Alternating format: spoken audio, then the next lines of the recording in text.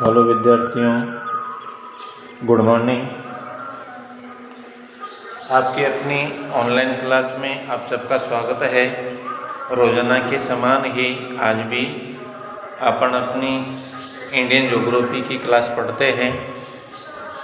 पिछली क्लासों में अपन ने जो इंडियन ज्योग्राफी के बारे में पढ़ा है, पिछली क्लासें शायद आपने पढ़ ली होगी। आप टाइम टू टाइम अपने मेरे साथ साथ नोट्स बनाते रहिए। एक एक टॉपिक को डायग्राम से समझते हुए नोट्स बनाना है। अपन ने हिमालय प्रदेश को अपन ने पढ़ लिया है, 4 भागों में बांट करके उसका एक एक करके विस्तार से अध्ययन कर लिया है। और हिमालय प्रदेश में बनने वाले जो प्राकृतिक दर्रे हैं उनके बारे में भी अपन ने अध्ययन कर लिया है। इसके बाद में दूसरा फिजिकल पार्ट अपन पढ़ रहे हैं, उत्तर का विशाल मैदान। उत्तर के विशाल मैदान में कल अपनी जो पिछली क्लास थी उसमें इस उत्तर के विशाल मैदान की होने वाली रचना के बारे में और इस रचना में मुख्य नदियों का जो भूमिका रही है, नदियों के द्वारा तलछट का जमा करने से महीन बारीक मिट्टी इस पर जमा हो जाने से विभिन्न प्रकार की स्थल आकृतियों का निक्षेप होता है। जमा करना, निक्षेप का मतलब जमा करने से विभिन्न प्रकार की स्थल आकृति देखने को मिलती है। इस प्रकार की मुख्य रूप से ये 5 स्थल आकृतियाँ जमा करने से इस मैदानी प्रदेश में मिलती है।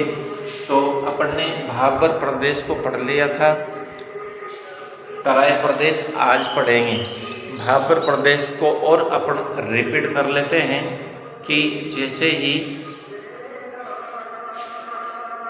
इस हिमालय प्रदेश से नदियां समतल मैदान में प्रवेश करती है तो समतल मैदान में भूमि का ढाल कम होने के कारण इनकी गति धीमी हो जाती है और धीमी गति से बहता हुआ जल अपने साथ में लाए हुए अपरदनात्मक मोटे चट्टानी कणों को परिवहन नहीं कर पाता है, यानी कि उसका परिवहन शक्ति कम हो जाती है।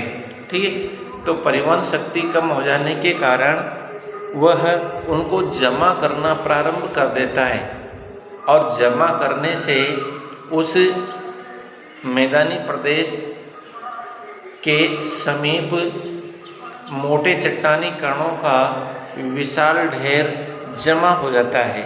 लंबे समय तक नदियों के द्वारा उस मैदानी प्रदेश के प्रवेश स्थान पर विशाल ढेर जमा हो जाने से नदियां उनके आंतरिक भागों से अलग अलग धाराओं में विभक्त होकर प्रवाह करने लग जाती है।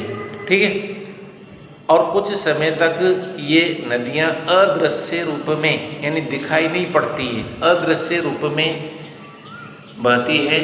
तो ऐसे जमा करने से बनने वाले स्थल आकृति को भाबर प्रदेश के रूप में जाना जाता है। और ये भाबर प्रदेश इस मैदानी प्रदेश के सहारे हिमालय क्षेत्र के सहारे इस मैदानी प्रदेश में बनते हैं। लगभग ये 1-2 किलोमीटर के क्षेत्र तक मतलब इसका निर्माण होता है। ठीक है, तो इस प्रकार से बनने वाली स्थल आकृतियों के बारे में ये निक्षेपित स्थल आकृतियाँ हैं। दूसरे नंबर का पढ़ते हैं अपन तराई प्रदेश। अब जैसे ही भाबर प्रदेश एक मोटे चट्टानी टुकड़ों का ढेर है और उसमें से नदी अदृश्य रूप में बहती है। आगे की ओर जैसे ही मैदान में उतरती है नदियाँ तो दृश्य रूप में उनका जल दिखाई देने लगता है और नदी धाराओं के रूप में प्रवाह करने लगती है। अब मोटे चट्टानी कण तो इस भाबर प्रदेश में जमा हो गए, परंतु महीन बारीक रेतीले कण, बारीक मुलायम मिट्टी के कण जल में घुलनशील होकर आगे की ओर बढ़ते हैं और इन जल धाराओं के तटीय क्षेत्र में दलदल के रूप में जमा होते रहते हैं और निरंतर इसी प्रकार से दलदल के रूप में जमा हो जाने से इसमें महीन बारीक मिट्टी के कण हैं, तो ये उपजाऊ क्षेत्र बन जाता है और यहाँ पर एक सघन वनस्पति का विकास हो जाता है। तो ऐसे नदी के तटीय क्षेत्र जहाँ पर महीन बारीक मिट्टी के कण जमा होने से ये तटीय क्षेत्र एक दलदल के रूप में जमा हो जाता है, तो इसको तराई प्रदेश के रूप में जाना जाता है। ठीक है, यहाँ लिख देता हूँ।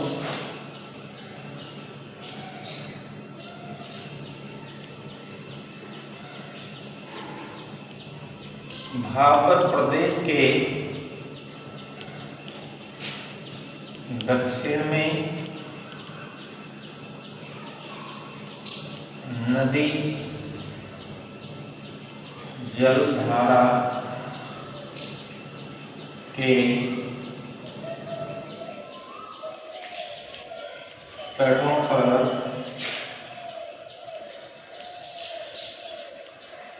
महीन बारीक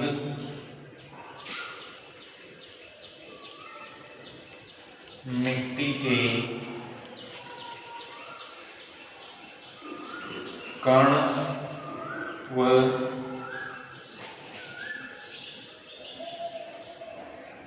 दलदल के रूप में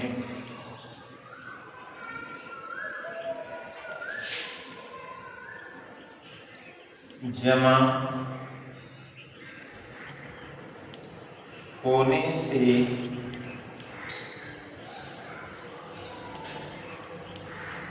बनते हैं। ठीक, यानी कि भाबर प्रदेश के दक्षिण में ज्यों ही समतल मैदानी क्षेत्र में नदियां दृश्य रूप में दिखाई पड़ने लगती है और अपने साथ में घुलनशील रूप में आए हुए चट्टानी कणों को इसके तटीय क्षेत्र में जमा करने से दलदलीय भाग जमा हो जाता है, तो इससे बनने वाली जो स्थल आकृति है उसको इस प्रकार से तराई प्रदेश के रूप में जाना जाता है। ठीक, आगे की ओर बढ़ते हैं। जैसे ही नदी आगे की ओर समतल मैदान में धीमी गति से प्रवाह करने लगती है, तो इस तराई प्रदेश के दक्षिण में और आगे की ओर मैदानी प्रदेश में नदियां अपने साथ में बिल्कुल महीन बारीक रेतीले कण और जल में घुलनशील सिलिकॉन, मैग्नीशियम और चूना पत्थर के महीन बारीक कण इसके तटीय क्षेत्र में प्रतिवर्ष निरंतर लंबे समय तक जमा करते रहने से इनके तटीय भाग अधिक ऊंचे हो जाते हैं और कालांतर में ये ठोस चट्टानी रूप धारण कर लेते हैं। अधिक ऊंचे तटीय भाग बन जाने से यहाँ तक बाढ़ का पानी भी नहीं पहुँच पाता है और इस प्रकार से कठोर ठोस रूप में तटीय भाग अधिक ऊंचे हो जाने से इस जमा की गई स्थलाकृति को बागर के नाम से जाना जाता है। ठीक है, इसके बारे में लिख देता हूँ मैं। बागर यहाँ लिख देता हूँ, ये लो बागर।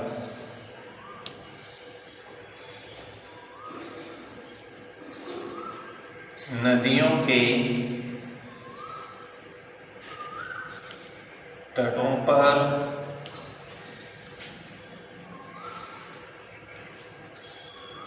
जल में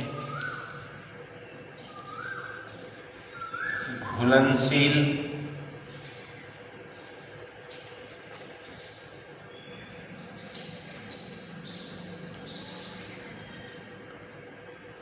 कण जमा होते रहने से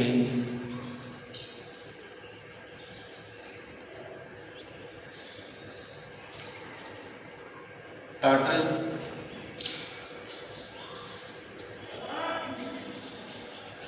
अधिक ऊंचे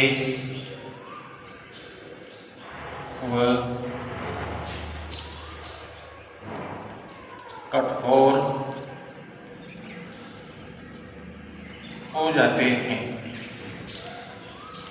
ऐसे ऊंचे और कठोर तटीय भागों को भाबर के नाम से यानी बागर के नाम से जाना जाता है। ठीक है, तो ये बागर प्रदेश है और इसमें नदियां समतल मैदानी क्षेत्र में धीमी गति से बहती हुई अपने साथ लाए हुए घुलनशील कणों को, कौन कौन से घुलनशील कण, चूना पत्थर, सिलिकॉन, मैग्नीशियम, इस प्रकार के मिट्टी के कण, ये एक तरह से इसके तटीय भागों में जमा होते रहते हैं और निरंतर लंबे समय तक जमा होते रहने से ये तटीय भाग प्रतिवर्ष परत बाय परत इस पर जमा होते रहते हैं और ये तटीय भाग अधिक ऊंचे और कठोर हो जाते हैं। अधिक ऊंचे और कठोर इन तटीय भागों पर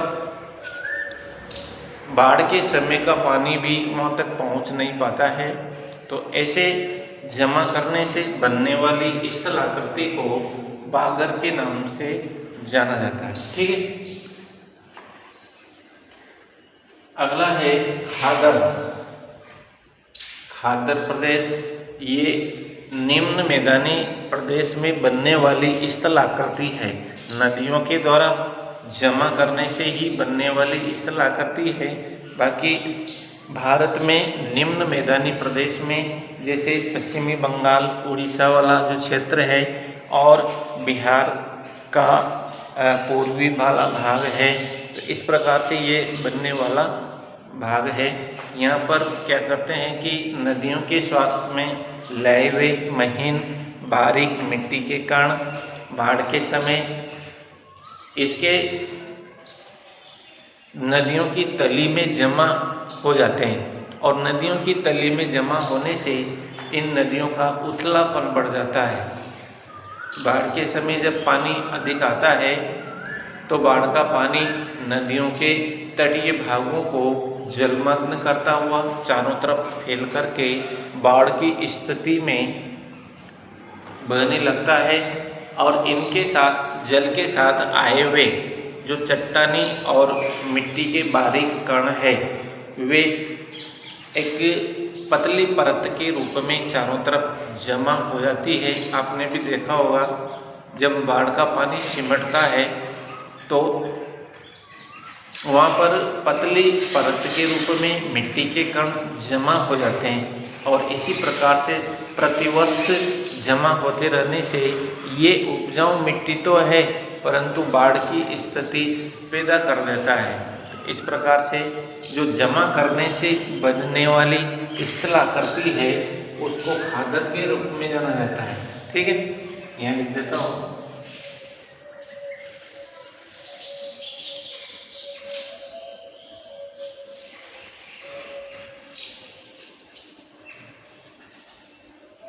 निम्न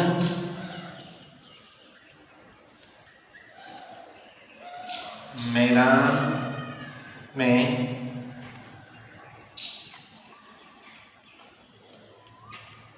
नदियों द्वारा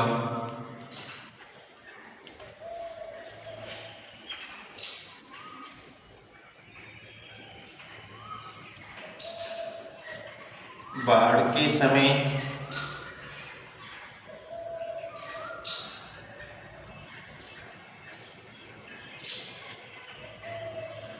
नवीन मृदा की परत जमा से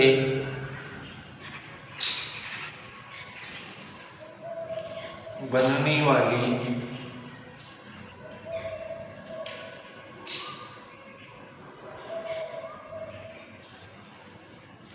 स्थलाकृति है। ठीक है। निम्न मैदानी क्षेत्रों में नदियों के द्वारा आए हुए जो महीन बारीक मिट्टी के कण चारों तरफ फैल करके और एक पतले परत के रूप में जमा करने से बनने वाली जो स्थलाकृति है उसको खादर के रूप में जाना जाता है। और ये खादर प्रदेश बड़े उपजाऊ होते हैं और यहाँ पर भारत में जूट उत्पादन किया जाता है। पश्चिमी बंगाल, उड़ीसा में जूट की खेती सबसे अधिक होती है क्योंकि जूट की फसल के लिए प्रतिवर्ष नवीन मिट्टी की आवश्यकता होती है। अधिक पोषण युक्त मृदा विकसित हो जाती है, तो इसलिए यहाँ पर पश्चिमी बंगाल और उड़ीसा में जूट की खेती सबसे अधिक होने का कारण यही है। ठीक है। आगे है डेल्टा। नदियां अपनी अंतिम अवस्था में समुद्र में गिरने से पहले जो तटीय क्षेत्र में अपने साथ में लाए हुए मिट्टी के कण जमा करने से, क्योंकि ये समतल मैदानी क्षेत्र में बहती हुई नदियाँ बिल्कुल धीमी गति से प्रवाह करने लगती है और धीमी गति से प्रवाह करने के कारण इनके साथ में आए हुए जो चट्टानी जो बारीक कण है वे उनको भी प्रवाह किया नहीं सकते और वे एक तरह से अपने मुहाने पर ढेर के रूप में जमा हो जाते हैं। ढेर के रूप में जमा होने से नदियाँ अपना रास्ता बदल लेती है और रास्ता बदलने से ये अलग अलग धाराओं में विभक्त हो जाती है। तो नदियाँ अपने मुहाने पर मिट्टी के कणों को निरंतर जमा करते रहने से नदियाँ अलग अलग धाराओं में प्रवाह करती हुई और एक विशाल दलदल का निर्माण कर लेती है और उस तटीय क्षेत्र में दलदल का निर्माण होने से और फिर अंतिम अवस्था में ये जलधाराएं समुद्र में गिर जाती है। तो इस प्रकार से जो जलधाराओं के द्वारा जमा करने से एक विशाल दलदल का निर्माण हो जाता है, उसको डेल्टा के रूप में जाना जाता है। और ये जो ढेर बनते हैं, दलदल के ढेर, ये इस प्रकार से बनते हैं। ये डेल्टा शब्द एक तरह से जापानी शब्द का है।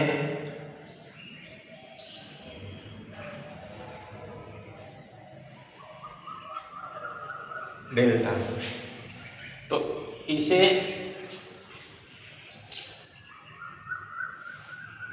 डेल्टा के रूप में इसको जाना जाता है और अंतिम अवस्था में नदियाँ समुद्र में गिर जाती हैं।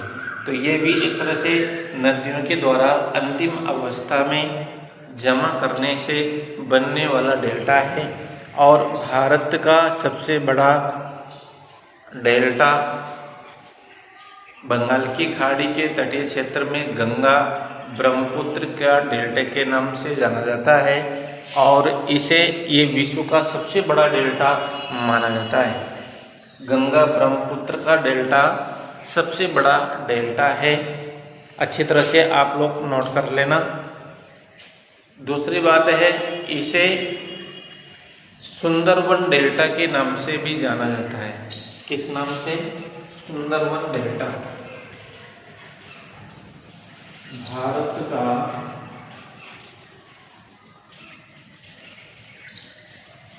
डेल्टा सुंदरवन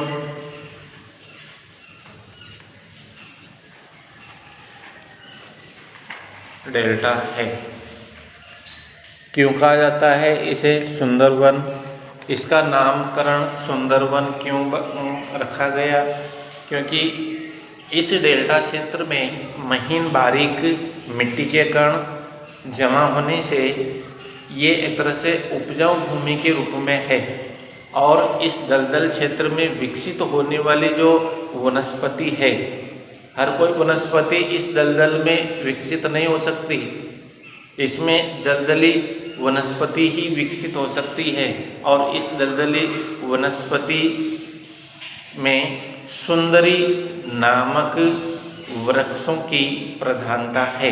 सुंदरी वृक्ष एक दलदली वनस्पति का नाम है और इसका विकास सबसे अधिक होता है, और ये एक तरह से सबसे अधिक विकसित होने के कारण इस वनस्पति के कारण इस डेल्टा को क्या बोलते हैं? सुंदरी वन डेल्टा के नाम से जाना जाता है। नोट कर लेना, बहुत सारे कंपटीशनों में ये क्वेश्चन आते रहते हैं और आप लोग अच्छी तरह से एक एक करके डायग्राम से समझते हुए पढ़ना। अब ये तो अपन ने इसके जमा होने से बनने वाला उत्तर के विशाल मैदान के बारे में अध्ययन किया।